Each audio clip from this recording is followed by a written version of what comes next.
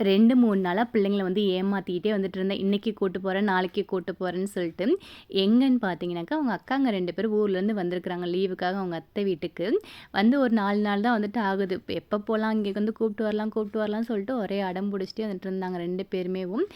ஒரு 2 நாளைக்கு அங்கே இருக்கட்டும், அதுக்கப்புறம் போய் கூப்பிட்டுக்கலான்னு தான் சொல்லியிருந்தோம். இங்கே கோயம்புத்தூர்லேயே மழை பெஞ்சிட்டே வந்துட்டு இருக்குது ஒரு வாரமாவேவும்.